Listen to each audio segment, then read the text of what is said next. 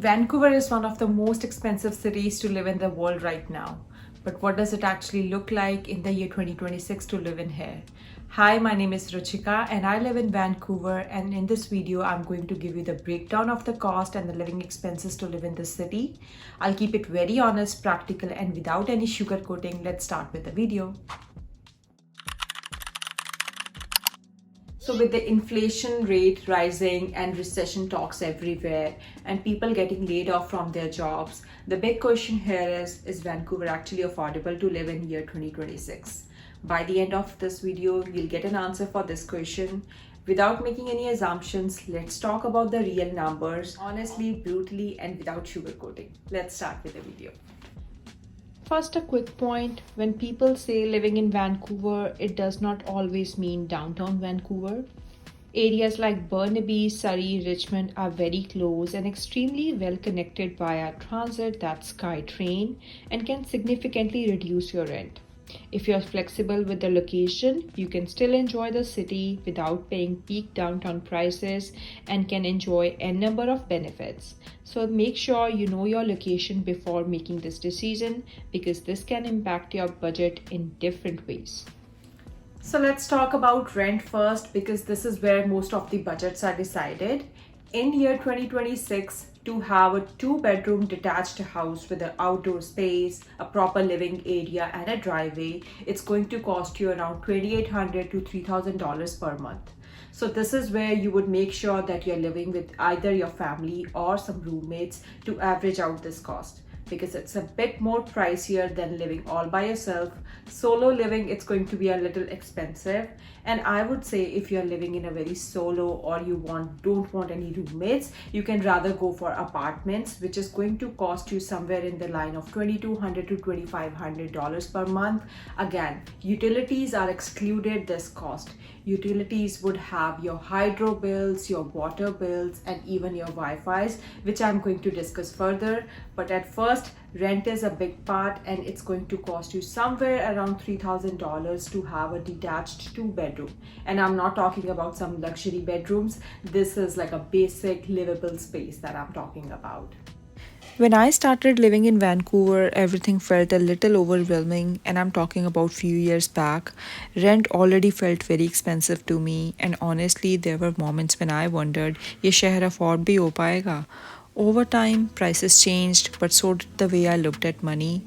Living here slowly teaches you to be intentional. You plan better, you spend smarter, and you start valuing what actually matters. Rent is just one part of the picture. The smaller monthly expenses are what really shape your day-to-day life. Another important expense people often tend to forget is utilities. And utilities here would mean your hydro bills, your electricity bills, as well as your water bills. They're included in the rent itself depending upon what you have the agreement with the landlord, and sometimes they're not included, so you have to take care of it yourself. It's roughly around $40 to $50 monthly depending upon what your usage would be. And if you're living with the roommates, again, you can average this out as well. But if you're living with the family, you can take it depending upon what your family equation would be. But again, yes, utility is a major expense that you need to take care of. And then comes the third expense here, which is internet connectivity. As you all know, I need Wi-Fi and everybody else need Wi-Fi in today's age, with people doing work from homes and everybody. Wi-Fi is something that we can't live with. Sometimes your rental agreements would have Wi-Fi's included in there, but I have my additional Wi-Fi which is not included, and I pay around $55 for that. These numbers right now would mean to you a very small amount, but as and when you combine these whole numbers monthly, it makes a huge difference, and that's how the budget keeps on increasing living in this city. So yes, the first and the foremost would be rent, then comes the utilities, then comes the third point, that's internet. And internet is something that you need to take care of. You can look into some really good plans from Rogers and from Freedom as well if you're looking for some Wi-Fi's. If you want to know what Wi-Fi I am using, because I'm having a very good deal, just comment me in the comment section below and I'll provide you with my provider, which is giving me a very good deal. So comment down below. Groceries are a major expense that people often tend to forget while calculating their budget. and someone who's cooking regularly at home, it's going to bring down a lot of bill from your groceries. I do Costco shopping because we have like a full family and we do major Costco runs, but you can also look into some fresh produce supermarkets or farmers market. And if you're living by yourself, like an international student or someone who's like solo and does not know how to cook, you also have options like tiffin services. So I would say a monthly budget for an individual would be $250 to $300 depending upon your usage, and for someone who's living with a family, it's going to cost you around $700 to $900. Again, how big your family is depending upon those factors. Groceries are a little bit more expensive in Vancouver considering the inflations and the taxes and everything else. So now comes the another expense, which is transportation. It's basically dependent on two factors, whether you want to own a car or are you going to depend on transportation. So for transportation, the transit here is very convenient. You would get your compass card, which would be again used for both the trains and the car and the buses itself. But if you are owning a car, you would pay your EMIs, which is like a monthly installment, and then you would have your fuel charges, which would be around $100 to $200 depending upon your usage again. And on top of it, the car insurances, which is like a big hole in the pocket. And I would say I would rather suggest you to buy a second-hand car in the beginning and pay it off completely so that you don't have an EMI to cut off and you just have the basic fuel charges, or you have the basic insurance charges, which would be somewhere around $200 monthly. And if in case you are living within Vancouver, like near the downtown area, you would not need a car because transit is very convenient. You can just walk, you can either take the buses, or you can even have your own bicycle, which is like very eco-friendly, and you can just avoid paying so much from your pocket.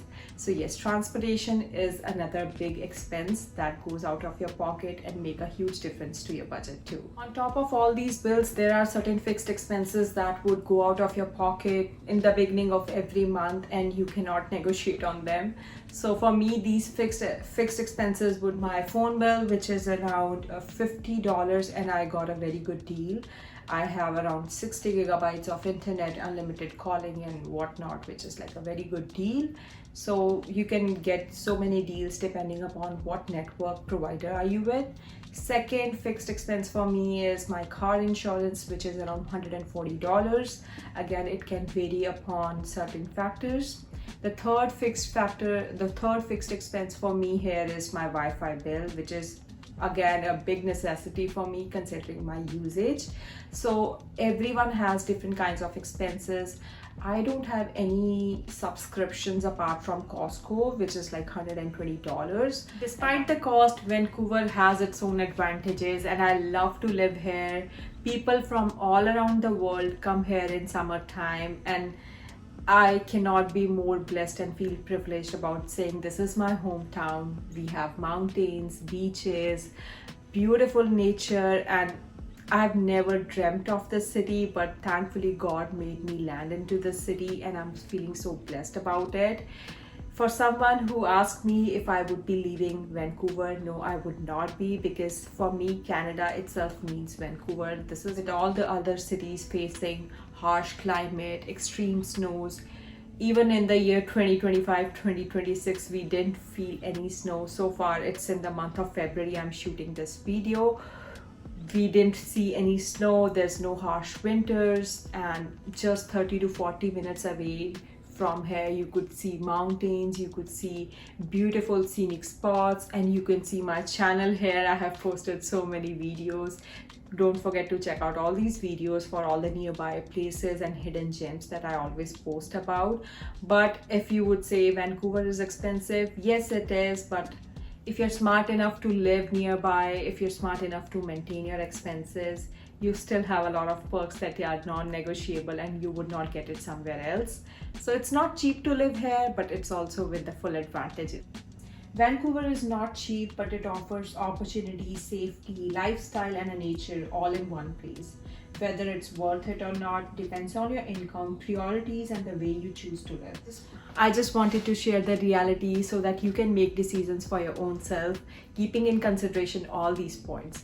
I hope you guys have enjoyed this video. If you did, give me a thumbs up, leave a comment in the comment section below. I love to read your comments. And if you want me to come up with any more videos about Vancouver, city of Surrey, Richmond, Burnaby, etc., please leave it in the comment. I'll definitely read your comments and make a video about it. Thank you so much. I love to see you.